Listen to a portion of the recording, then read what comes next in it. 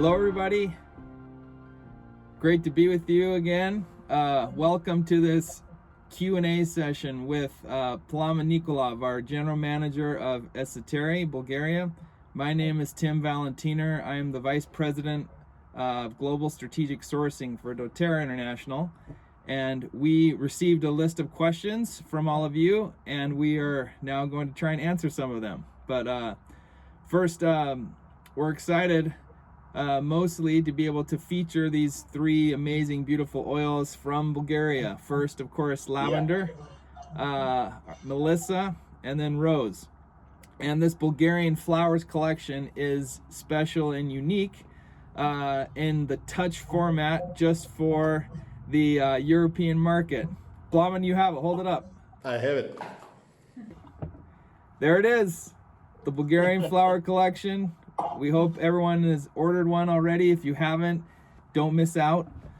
But we're excited to answer some questions about these oils themselves and all the great things that are happening in Bulgaria. But this is exciting that these oils are featured in this touch format in a beautiful box. Wonderful presentation that does all the justice to how amazing these oils are and all the work and labor and love that goes into producing them. Well, let's jump into the questions, but first let's have Plamen, please introduce yourself, and then we'll get to the questions. I'm the General Manager of Esseterre. I'm supposed to explain my role at Esseterre. This is hard to be explained, but I try to organize our work here, our distillation, the hundreds of people working here at Esseterre, and to react properly on the expectations from doTERRA about the quality and quantity of the oils, especially of these three beautiful oils. And we're in the middle of a lavender distillation at the moment, so there is a lot to do. So I can't describe my role with a sentence or two. But we will come to this. That's it. Thank you, Plamen. Plamen is very busy, especially right now. The rose campaign happened, rose production season happened, the melissa production season is happening now and just finishing tonight. It sounds like we were talking just before the call, and lavender is right in the middle of it. So yes, things are very busy, but it's exciting and good. Yeah. Okay, so in celebration of this wonderful Bulgarian Flower Collection, which is a limited time only, so make sure to get one. We will jump into some questions you have submitted, and we'll try do our best to answer them. Yeah. First one, Plamen, what is the difference between doTERRA's rose oil and the rose oil one can buy when on holiday in Bulgaria, or in the airports, or in general, this more, I guess, generic rose essential oil? What's the difference? What should I say? This cannot be described exactly with in a couple of sentences, but as you and me were discussing before, you pay what you get what you pay for. More or less, what we can be sure in is our own rose oil, which goes through a very sophisticated and complicated check in our laboratory, in the laboratories of doTERRA. So we can be absolutely sure only in the rose we are offering to you. Everything else is not fair to say about the other producers or about the products available, but once again, you get what you pay for, and all of you should be very careful with something with a description rose oil. The fact that it smells like rose doesn't mean it is a rose oil. The rose oil, as you know, is quite expensive. We will come to this in the next questions why, but it is a fact, and everything which is not in this price range is more or less not real oil. Yeah, not real. Exactly. You're right. Anything that because it smells like it's not it typically. And if you're paying $10, $20, 20 leva, 50 leva for a bottle of rose oil, I can guarantee you that it's not real rose oil. It's a fragrance Exactly. that smells nice and maybe has a little bit of rose oil in it, but who knows what the other ingredients might be, synthetic or maybe natural isolates. But yeah, you get what you pay for. So Exactly. be careful. Please, yes, be careful, because you cannot expect healthy benefit from this. Maybe you can put it somewhere to have the rose aroma, but the benefits definitely not. Therapeutic benefits, yeah, not present. Absolutely. Number 2, how many petals? This is the famous question we always get, right? Yeah. How many petals or flowers are needed for a rose 1 ml? 1 ml, yes. We have done here some calculations.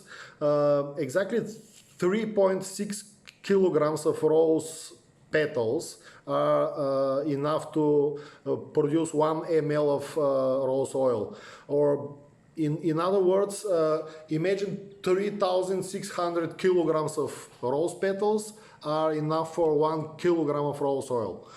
Compared to 2.5 kilograms of melissa, are enough for 1 ml oil, and 100 grams, 0.1 kilograms of lavender flowers are enough for 1 ml of oil. So the differences are huge, which explains the difference in the price. Yeah, exactly. Suffice it to say, it takes a lot of rose petals to be able to produce a small amount of oil. Same thing for melissa. Lavender has a higher yield, but typically, rose and melissa are some of the lowest yielding plants in the essential oil world.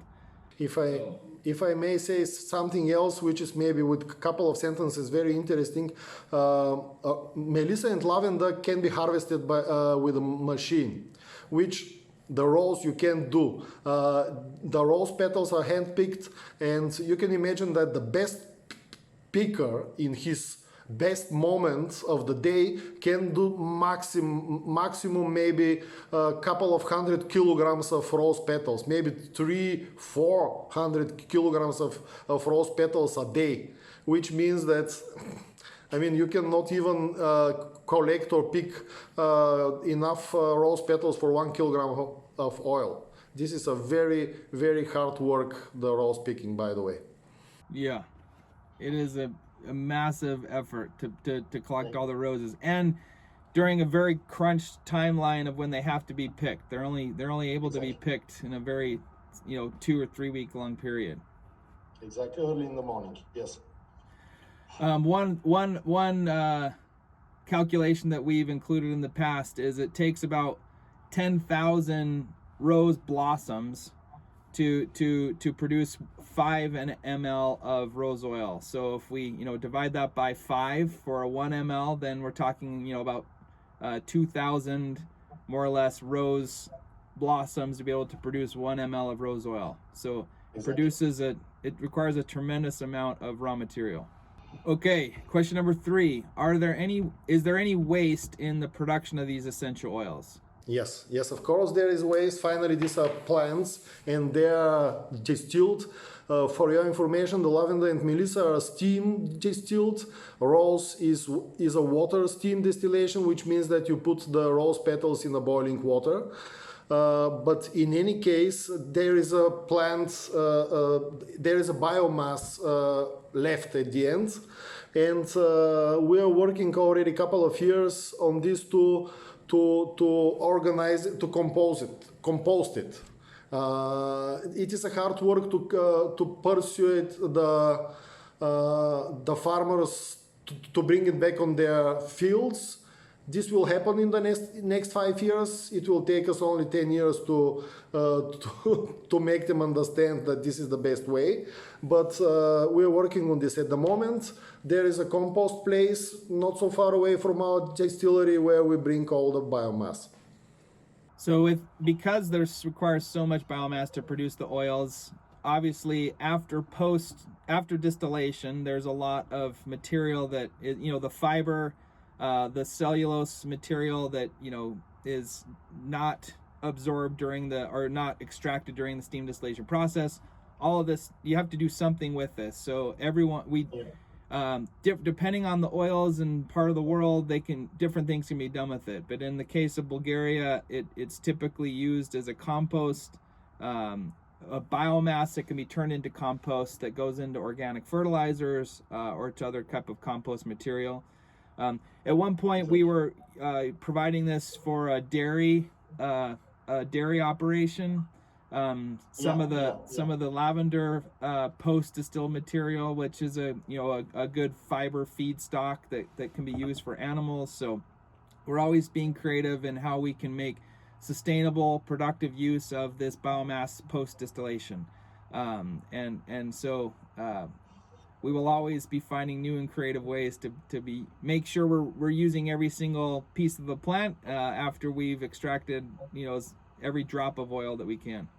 What is your biggest challenge in the process of obtaining Melissa oil? Melissa, first of all, it is recommendable. It is not a condition, but it is recommendable that the Melissa is distilled very fast after the harvest. That's why we are trying really to organize the farmers around the distillery and to come to have them in the distillery quite fast after the harvest. Another challenge with the Melissa is to pick the right moment for harvesting, because it has to be just a moment before the Melissa blossoms, which of course which doesn't happen on all the fields at the same time. Actually, this is fortunately, because we can go field by field and to harvest it, but this moment is very important. And the last challenging thing is the irrigation. The Melissa is very sensitive to water, and it needs a lot of water, and it needs water until the last moment before harvesting. And so in our area here, the northeast of Bulgaria, this is not the richest area in Bulgaria for water, and it is a challenge. It is a challenge for the farmer to organize the irrigation all the year through. Melissa is as you've explained, is such a tricky, temperamental crop. It needs to be well managed. It needs to be coddled and taken care of very carefully. But then at the point of distillation or harvesting, getting it to the distillery and distilled as soon as possible is critically important. So in the case of Melissa, with rose and lavender, both of those are harvested after the plant has blossomed or there's a flower present. But in the case of Melissa, the right time to get the best oil yield, but also the oil profile that we want, is right before flowering, or right before the plant flowers. So exactly. All right, now question number 5. Okay. 5. Oh, we actually did this. What are we doing with all the floral and herbal rests after distillation? So producing a massive amount of compost material that helps with organic farming and putting that organic material back into the earth, but also as a feedstock. And we've also, I guess we could mention, Plamen, we have explored the idea of potentially compressing it into briquettes or pellets and using that as a clean burning fuel for homes nearby to try and help them replace burning traditional, charcoal or wood. But that's still a work in progress that we're exploring. It's work in progress, and especially the lavender is not the calories are not that much in the lavender. It produces a lot of ashes, and is maybe more for industrial burners. Like at homes, it will cause a lot of problems and work for the people. So more for industrial use. But on the other side, when we talk about ecology, Tim, to burn it is not the best way to solve this problem. So our best recommendation is to bring it back to the earth.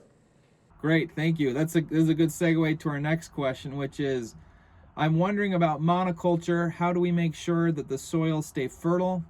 And maybe not so relevant a question, but just super curious. All the people that grow, harvest, and distill these oils, they must be extremely happy and calm with all these essential aromas around them. Yeah, this is a. Let me answer as a politician. Thank you for this question. It is a very original question. It is interesting to mention this, but actually, the rose, the lavender, and the melissa they are not annual plants. The melissa has a life something like 5-6 years, and the rose and the lavender over 20 years. So speaking about the monoculture is not exactly maybe, because you don't have the chance to move each year or every couple of years with the plant. It stays there for 20 years, and the only way is to take really good care about the soil by fertilizers. Of course, we are trying to explain to our farmers that to put a lot of chemistry in the soil is not a good solution, and we are proud to we are proud to announce that actually this tendency is down. So they are using less fertilizers in the last years, because there is no effect actually for us. It is and for them too. More biomass doesn't mean exactly more oil.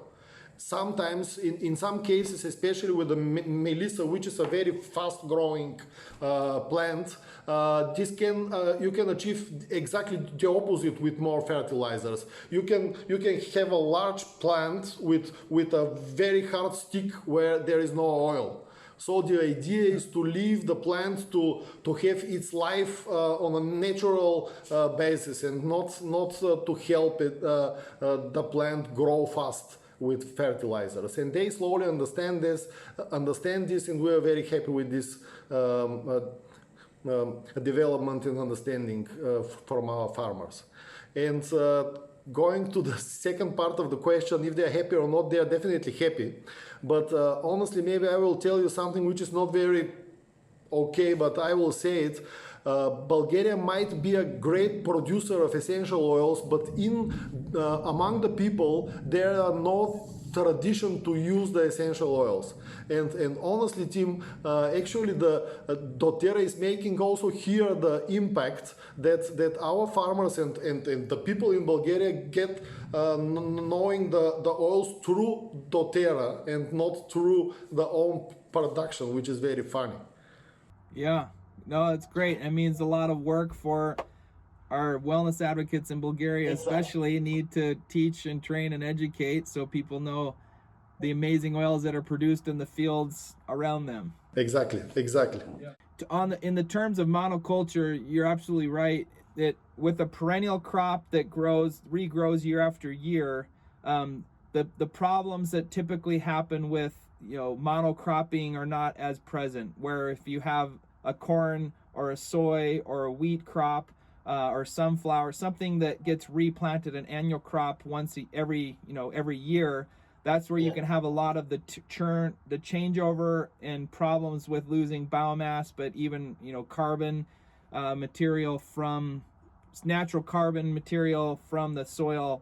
That changeover year after year is where you get a lot of the depletion and degradation of the soils. But where we're leaving the biomass in there, it's a perennial crop coming back every single season.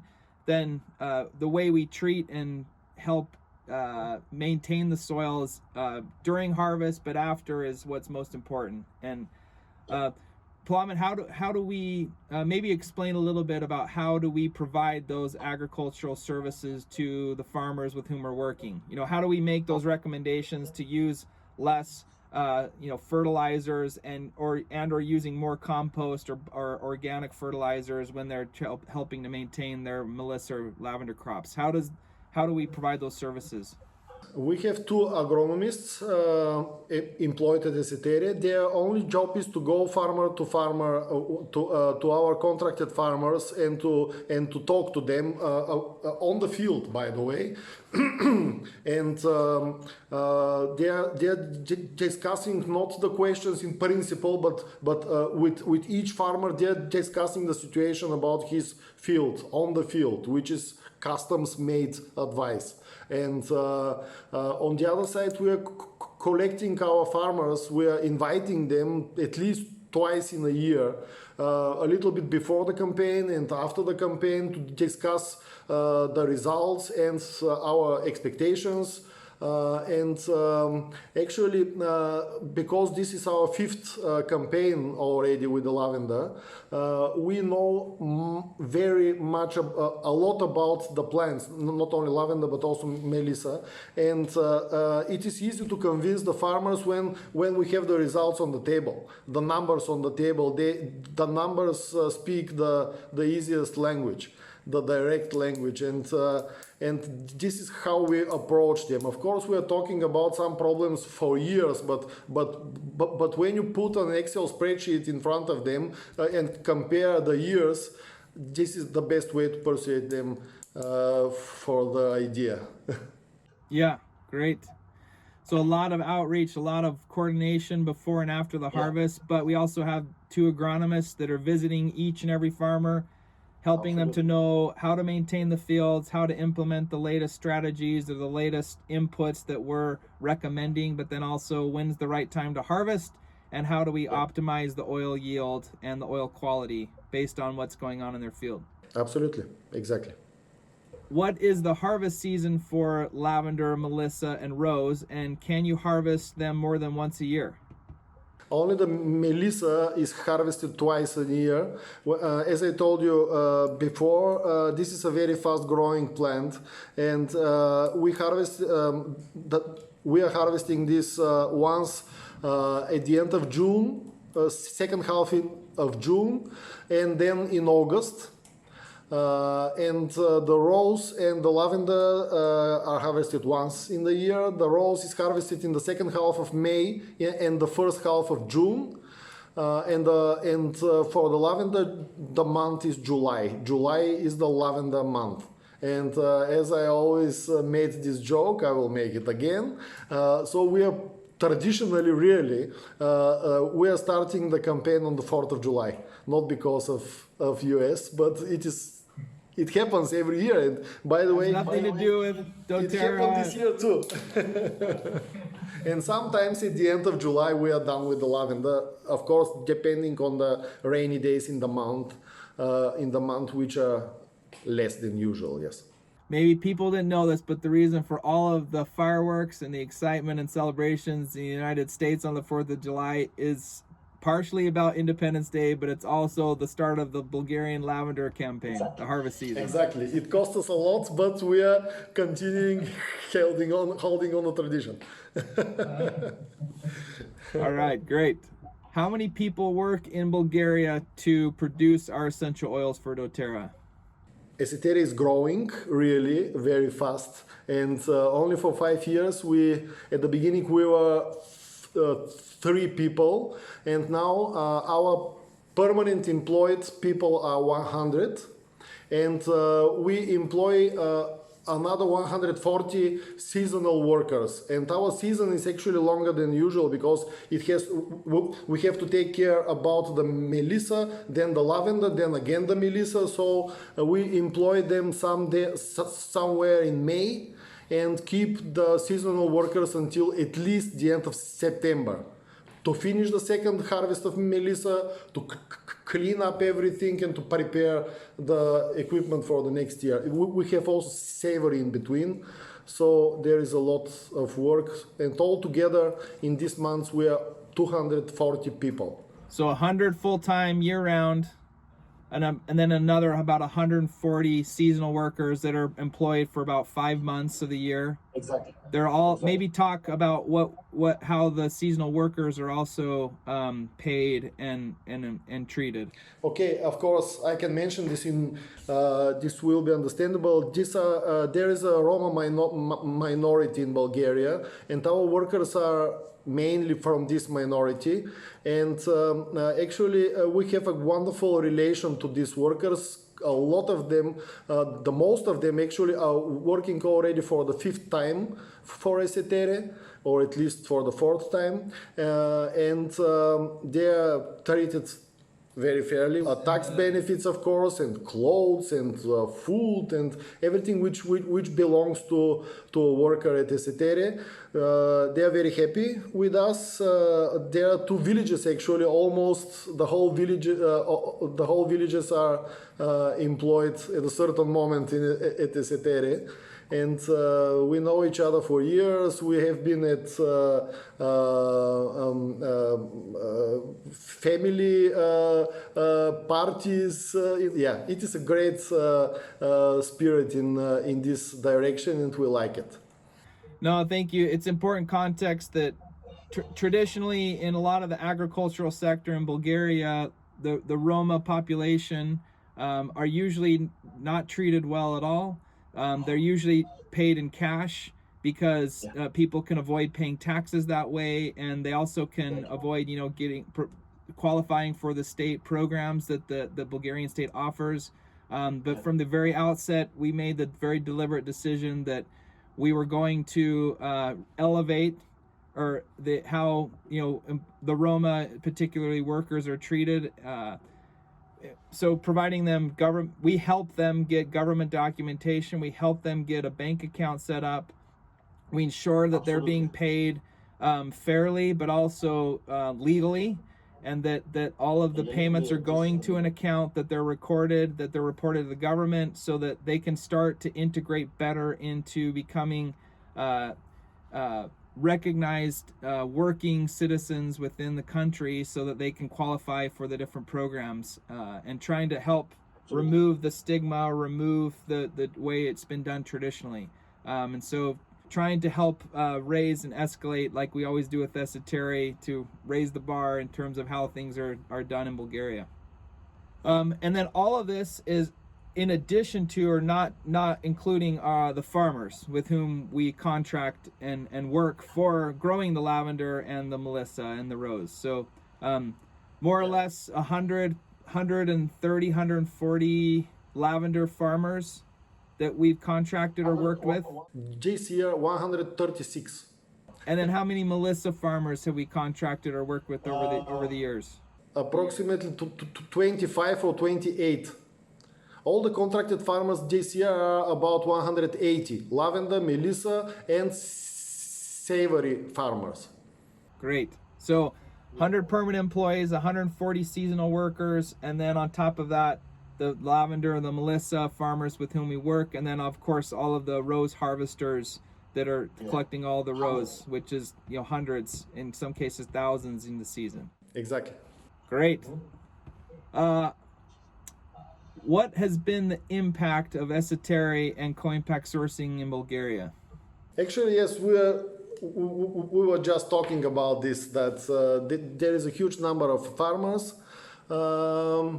engaged with us. It is worth to be mentioned that we are treating also the farmers on the best possible way.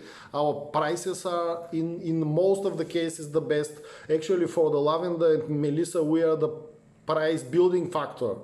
Actually, we Esseterre can decide what is the price of the oil in Bulgaria, which is great. It is a big responsibility, but we're happy to do this, because on this way the farmers can be sure that they will get the fairest price possible. On the other side, we are paying immediately in time, right after the delivery or right after the distillation. We are paying bonuses. We even enlarge our bonus program this year for lavender.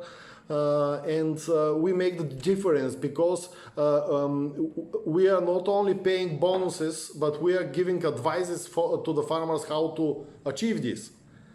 Because for example, I can say we can pay a bonus for something which is impossible for the farmer, but we don't do this. We are putting a fair level and giving him advices how to achieve this, which is actually the good side of the game.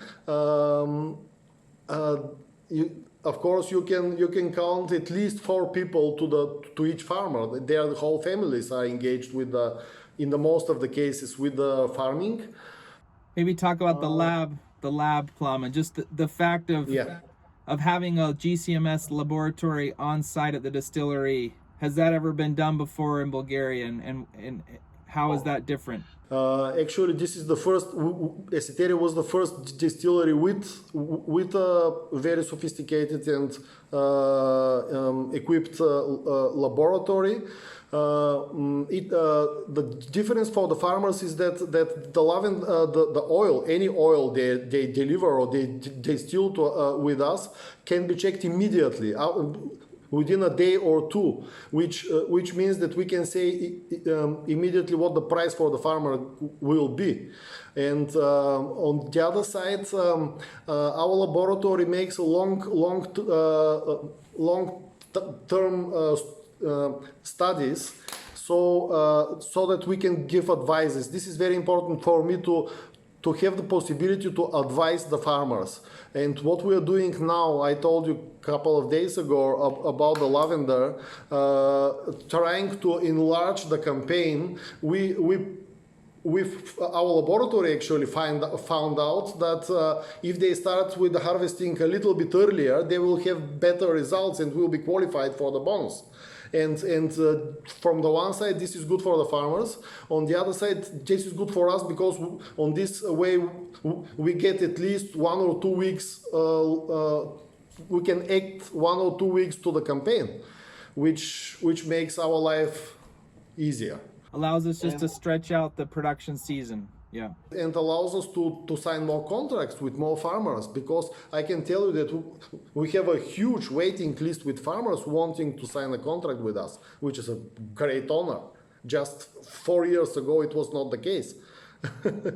Yeah, I think that's probably the most telling thing, is that we have a long waiting list of people that would love to work with Esseterre because of the way they're treated, because of the transparency, because of the consistency, because of the commitment, because of the bonus program and the on-time immediate payments for after distillation, and just overall how the farmers are supported during, before the harvest, during the harvest, and then all of the partnership after the harvest for the years. I mean, for some of these plants, they can be in the ground 20 years. So farmers, it's a big investment, a big commitment for farmers, but they want to be partnered with the best. Absolutely.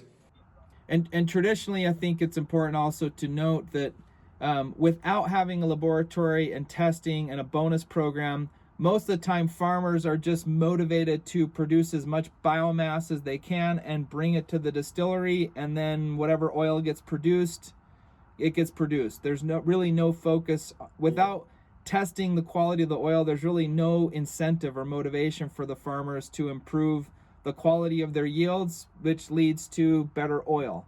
If it all goes into one big pile and farmers aren't really sure whose is whose in some cases, or even the oil quality isn't a priority, then in many cases there's no incentive for the farmer to improve his field or improve the production, or her field, to be able to say, I get better quality oil when I do this. And so the testing allows us to know the better quality oil is present, and then we can help pay this bonus to incentivize them to do it even further next year. So Esseterre, again, raising the bar, elevating, raising the bar, new standards. New standards. That's right. Yes. Okay, last question, Plamen. Are there any new initiatives going on at Esseterre? And this has, of course, been a very strange year so far, but maybe what can we tell people about new things that we have in the works right now? Even in a year like this, 2020, with all the problems, I can tell you that we are keeping the tradition to have a construction every year. Starting in 2015 until today, every year we construct a building, sometimes a distillery, sometimes a warehouse, office building or something like this. This year is a new distillery. This year is the new rose distillery of doTERRA.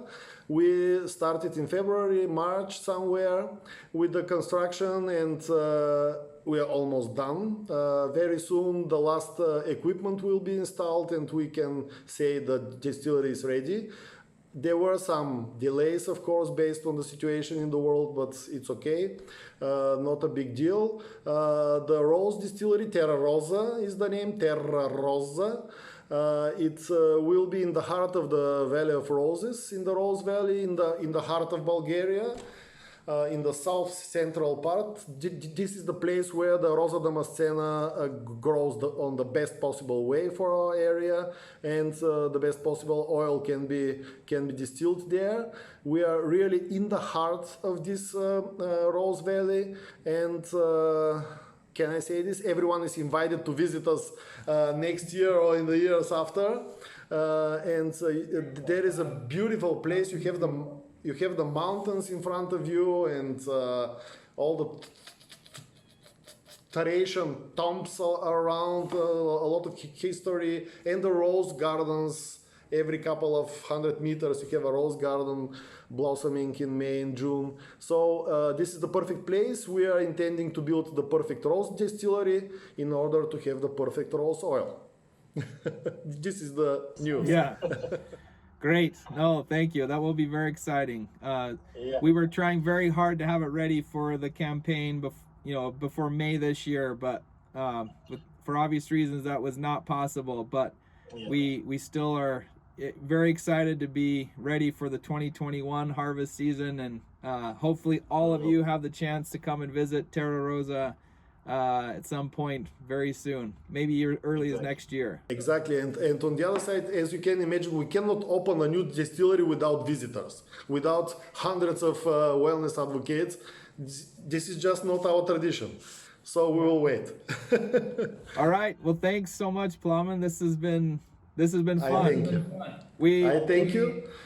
And as we mentioned at the beginning, for us, this is absolute pleasure to be able to feature 3 amazing oils that we work very, very hard, that the Esseterre team is working all year long to be able to produce in always the CPTG quality, the very, very best, but also in the volumes that we need to keep up with all of our amazing wellness advocates that are doing a great job of educating and teaching and helping people understand how to use the product. So to have the Bulgarian Flower Collection, this limited time only kit in all touch format, just for Europe, is pretty exciting. So please take advantage of it, buy them before they're gone, and we hope this background and Q&A has been helpful to understand about all the work and the love that goes into producing these oils for everybody.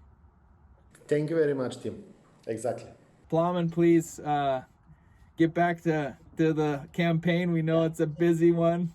Lavender lavender oil is flowing right now, so thanks for taking some time, letting us interrupt the day to sneak away to do this with us. But send our best to the whole team, and again, thank you so much, and thanks to all of you for watching, and we hope all of you can come visit us at Esseterre at some point in the future, one way or another. Welcome. Thank you very much, Tim. Bye. Thank you. Bye-bye.